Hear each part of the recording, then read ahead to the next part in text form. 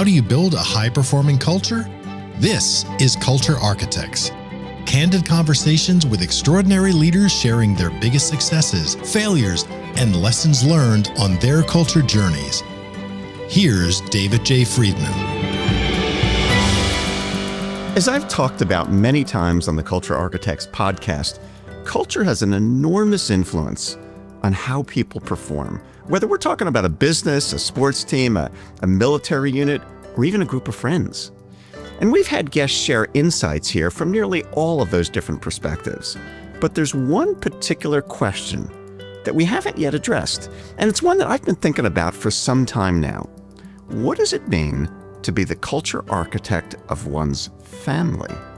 Today on the Culture Architects podcast, we're joined by a brother-sister duo, Stephen Shapiro and Nancy Shapiro Rapport, two lifelong educators from Columbus, Ohio, with whom I've been collaborating to explore this question over the past year or so.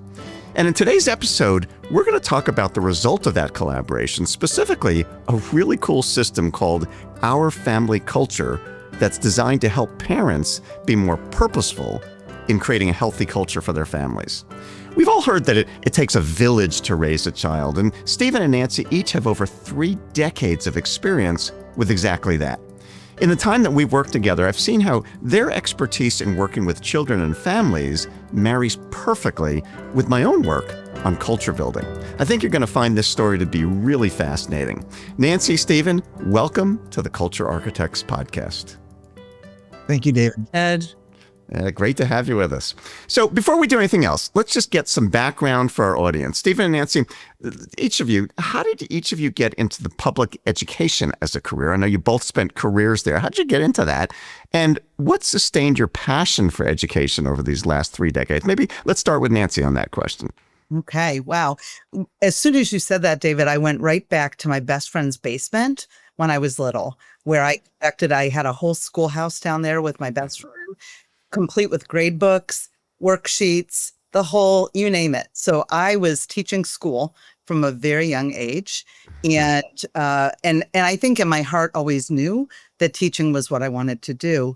I had a brief jog away from that when I went to Boston University. Thought I was going to go into communications, ended up leaving and going to Ohio State University and becoming an English education major. And so I got into education, I think just very naturally. It just felt, it felt like what I was meant to do. And how about for you, Stephen? How did you get into it?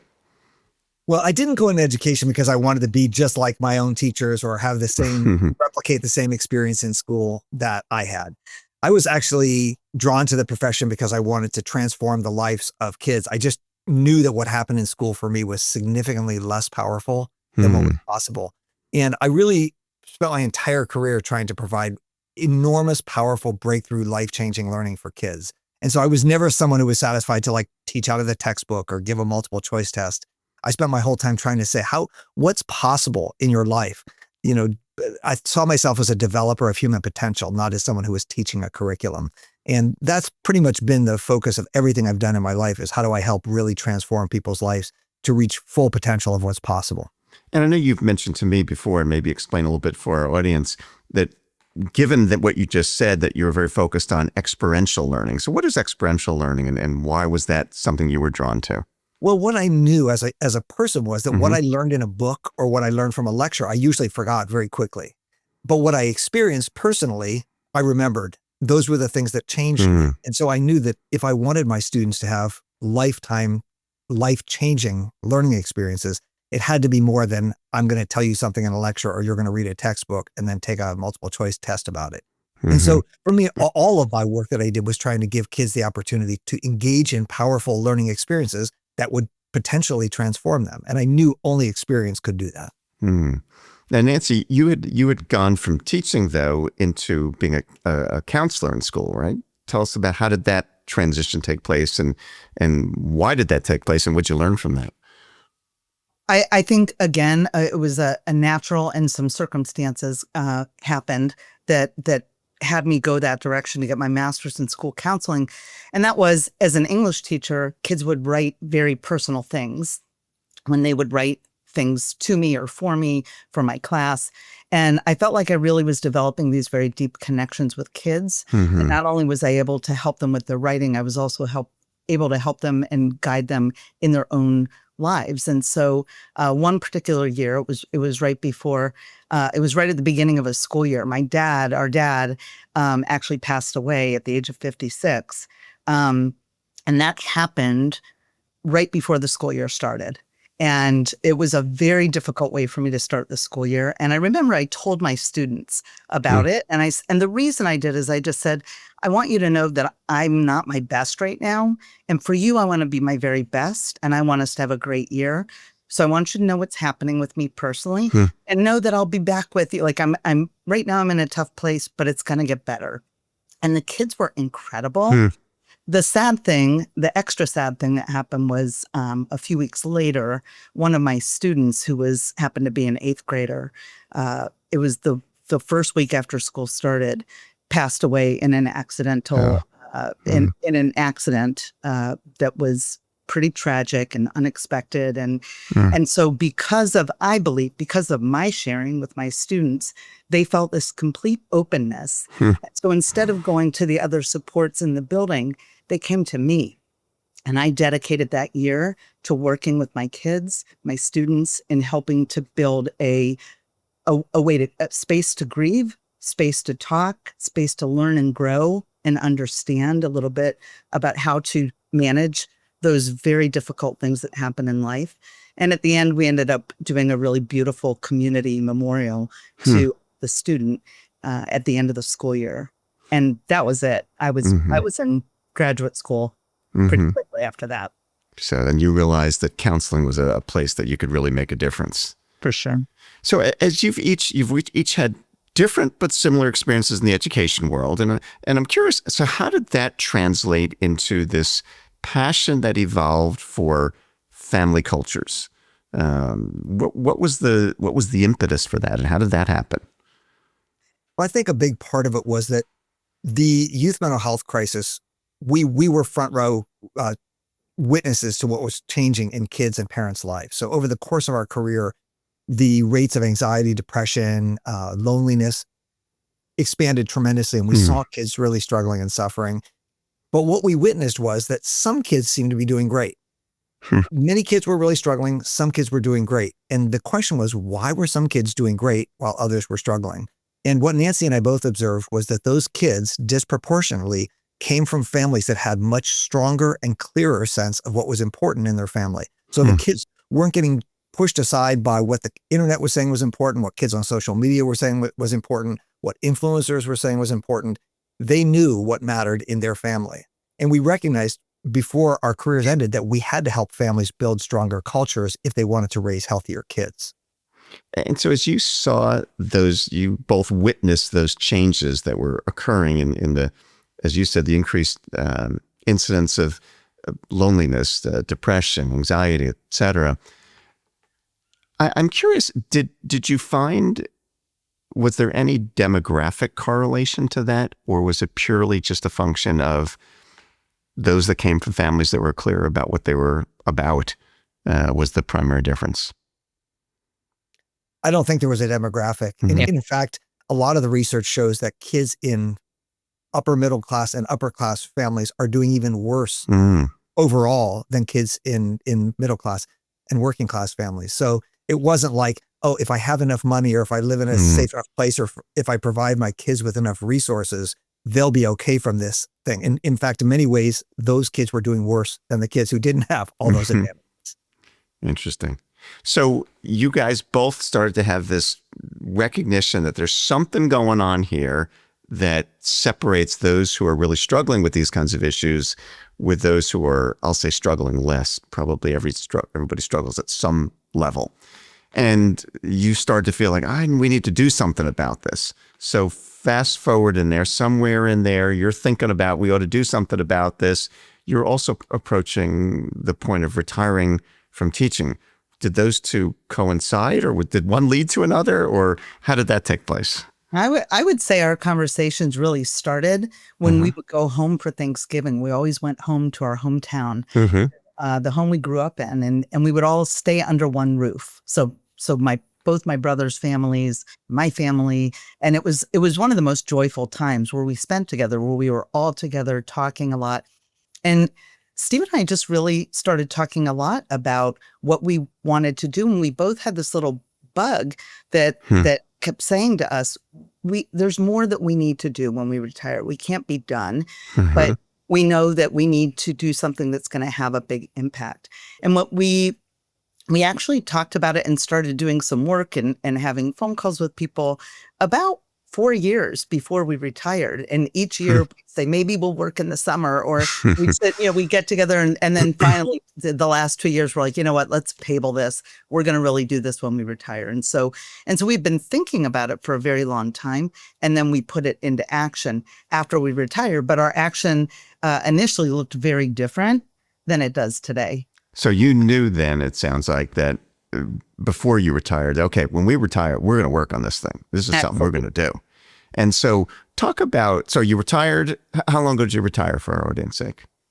Both of us 2 years ago. 2 years ago. So 2 years ago, you retire and get to work working on family culture. And so what was the initial plan for how you were working on doing that? Well, so it was very different than what it is right now. Our initial plan was because we're teachers and because we like working directly with people and creating community and creating culture, which is a sort of a gift that teachers have when you create culture with your students year after year after year. We thought that we would develop a course for parents. And we worked really hard while we were also trying to move our mom to town. She's aging, we had a lot of competing things happening, but we were building a course that was designed to help people really explore their parenting, how they were parented, how their partner was parented, make sure they were sharing both of those sharing with each other, what that was like, not leaving it up to it comes out in an argument sometimes.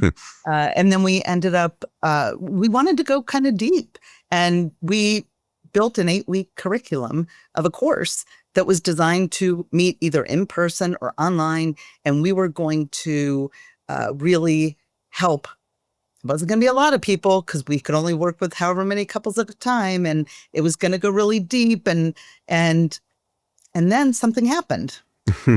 So let's talk about that again for the sake of our audience. So Stephen and Nancy, you've had this long-term vision of, okay, we're going to do something to really help these families. We're going to wait till we retire. You retire, you start working on that. And then we got a chance to meet each other. So tell for our audience, how did we get to meet and what precipitated that? Well, I was at a networking event. It was actually a group of folks who were working on equity issues in Central Ohio. And somebody asked me what I was doing. And I said, I'm working on this culture building for families.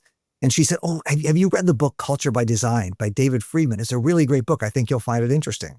And so I said, okay. I ordered the book and I read it. And there was a passage at the end of the book. I mean, we found the book great all through. And there was so many great ideas for us in our culture building work. But at the end, there was a part that talked about how culture building could happen in any group. And it didn't matter whether it was a team or a sport or a club or a school or a classroom or a business. And you wrote, some people ask me if I used the fundamental system with my family. And I always say, I wish I had. And when we read that passage, we thought, we got to talk to this guy because this is what we're trying to do. And we sent an email. And within an hour, you responded, which we later learned because one of your fundamentals is about response time. And you were fanatically responsive. It happens to be the one we're on this week as we're recording this, by the way, just coincidentally. Good one. I will tell you, David, you nailed it. And literally that night, we were on a phone call with you, on a Zoom call. And within a month, we had enough conversation that we thought we should be doing this together. Our expertise with kids and parents combined with your expertise in culture building was a perfect marriage. And that if we put those two together, we could build something really powerful that not a small number, but a large number of families could use to raise really amazing, emotionally healthy, strong kids in close-knit families. So this really became an opportunity to do what you were intending to do, but for a much larger audience. that if we could figure out a system to do that. And to fill in for our audience, this is something that I had been thinking about for a long time as well, and had in fact worked with a few families just on an ad hoc basis. Sometimes a CEO of a company that we've worked with in our typical business culture work would ask me, hey, could you help me do something like this for our families?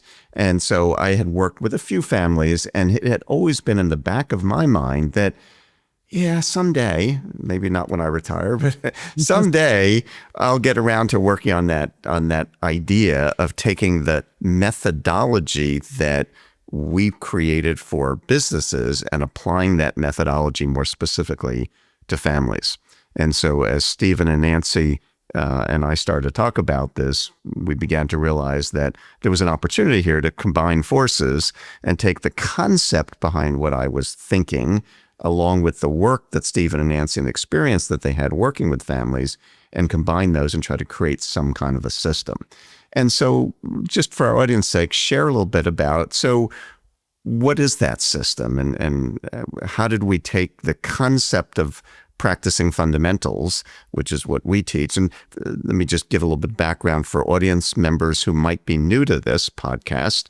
So the system that we've always taught for businesses in the company CultureWise is to define a set of behaviors that a company or organization really wants to promote in their company. So the idea is, if we define the behaviors that are really important in, I'll take this in a business setting, and say, okay, these are the things you really want to do, being a fanatic about response time being just one of those. But if we could define these behaviors, and I give those behaviors a name, it's just my nomenclature that I made up years ago, I call them fundamentals. If we could do that, and then we could introduce it into the organization, and then we could take one each week, which in business we call a fundamental of the week, and we focus on that, and we do a series of activities to practice it all week long. And the first week we're on week number 1, and the second week we're on 2, and the third week we're on 3, and so on. And if we cycle through them over and over and over and over again, those behaviors, those fundamentals as we call them, will eventually become ingrained. So that was the concept that I've been doing for businesses for the last 20 years, and we've done it for over 1,000 businesses, and it's a very successful methodology. It was that same methodology that we began to think, well, wouldn't that work in a family? So given that context, Stephen and Nancy, talk a little bit about, so what did we create for families using that methodology? So we created something that was exactly what you just said, David. It is simple. It's easy to use. It is not something that adds an extra half hour to your day each day, because where in the world would parents find that? Yeah. It's something that is embedded into the times that you're connecting with your kids naturally each day. And we developed a set of 44 fundamentals that are family fundamentals. And when I think back on the process, it's fascinating to me, because I remember some of the back and forth we had when we were talking. Because for Stephen and me, it was so fundamental that we are with people and that we're connecting with people. And we were going deep. We were asking people to dig really deep, and you're like, no, do people really need to dig that deep? I think if you really, people don't necessarily have the desire to do that. They want to know what to do now. And so we listened very carefully, and we really came along and said that the way you do your fundamental system with people in businesses will work for families. It's different than what we were hoping to do. But I will say that the one piece that is extremely important to both of us as we do this work with our family culture, where you pick your 13 to 20 fundamentals, you out of the 44, you practice one a week until you get through all of them. Then you start over with new content. It's designed to take 5 minutes a day at that. And I think what we realized is that works, and community is important to us. So we've thought of some ways that we want to build our family culture community on top of doing what we're doing there. So having places where we can crowdsource, where we can be with people. We're talking about ways that we can make it feel more personal. the concept then, so we've got a library of fundamentals that have been created. Nancy referred to the 44 family fundamentals. That's a library that people choose from because, of course, every family is a little bit different and there isn't one size fits all for all families. So people are going to choose from that, and then they're going to choose their unique ones that work for them and then practice them every single week. And so talk to me, Stephen, about how would they practice? So like if I'm an audience member, I'm hearing this, okay, I got the idea that I'm going to pick a set of family fundamentals that you've created from the list. I don't really understand. How would I be practicing them describe what that looks like, Stephen? Sure. So once you pick your family fundamentals, and they'll be unique to your family. I mean, you'll have something in common with every other Our Family Culture family, but there are literally billions of combinations of different fundamentals you might have. So your family has your own unique combination, and you'll start with week 1. And in each week, we provide you with really simple ways to center that. So let's say one of the most common fundamentals that families choose is practice kindness. Almost everybody wants to raise kind kids. And so each day during that week, we'll send you some small way to center the practice of kindness in your family. So something simple like a discussion question. We might send you something so for example, instead of at dinner saying, how was school today? Or what'd you do in school today? Your question that's delivered via an app might be, what was the kindest thing you saw someone do today? And now you're talking about the practice of kindness at dinner in a really simple way, no extra. On Tuesday, we might send you a short video. Maybe it's a 2-minute video from YouTube of like a beautiful act of kindness that you can watch with your kids. And you can just watch it for 2 minutes, or maybe you have a conversation afterwards. And maybe later in the week, we'll send you a scenario. If this happened, what would you do? We have some really great content that's delivered. That's what we call vulnerability questions or storytelling. And what those are is a chance for parents to tell kids stories from their past that give kids a chance to really dig deeper. So an example for practice kindness might be, parents, tell your kids a story about a time when you were less kind than you wish you had been. And ask your kids for advice on what they think you should have done or what you should do now about it. And so these are kind of opportunities for parents to tell their kids about maybe mistakes they made and to invite their kids to give them advice. And so over the course of that whole week, you're having a series of conversations about kindness. You have language, which is practice kindness. You have discussion and conversation. And by the end of the week, the idea of kindness being important in your family is clear. Now, of course, when you get back 13 or 15 or 18 or 20 weeks later to practice kindness again, it comes back. And then another 18 weeks later, it comes back. And eventually, like, your kids get it. Like, practicing kindness is something we do in our family. That's just who we are. So we're taking you're selecting from a list. We're taking one each week, focusing on throughout the week, and then cycling through them over and over and over again. And Absolutely. so give some, for our audience sake, give an example of maybe 3 or 4 or 5 other fundamental. What practice kindness, that sounds like a great one. What other fundamentals might I be choosing from in this library? Absolutely. So, I mean, there are 44, of course, so there are a lot of different ones you can choose. But so if you want to encourage your kids to have integrity, you might choose do the right thing. Or if a value of yours is that you want kids to be resilient or have grit, you might choose the fundamental called bounce back. We have fundamentals where you encourage your kids to keep trying. We have learn from mistakes, lean into, it's called lean into mistakes, which is an important one. We have ones that are more creative. And so if nature is a really important part of your family, you might choose appreciate nature. Yeah, we have a fundamental called feel the music, which is for families that just want to like sing and dance and be joyful together. And we have one called celebrate, which is for families that want to like really celebrate and enjoy and support and nurture each other. Stick with it for families that want their kids to have perseverance. There's a whole bunch of fundamentals, but they align. If you ask any parents, what is most important to you? What kind of kids do you want to raise? We've got a fundamental for it. Cool. And if we don't, David, if we don't have a fundamental, this is again where we want to be with our family culture families. If there's one that's missing, then we'll write more and we'll keep adding and letting the system grow to meet our families and their needs.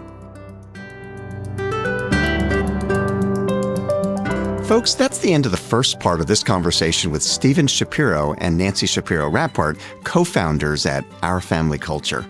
In the next episode, we're going to dive more deeply into the tool they created to help families build truly healthy cultures that can last for generations. This has been Culture Architects with David J. Friedman. Join us next time for more insights and wisdom from great leaders in all walks of life. To book David for your next event or to learn more about his writing, speaking, or consulting, go to davidjfriedman.com. Culture Architects with David J. Friedman is a production of CultureWise.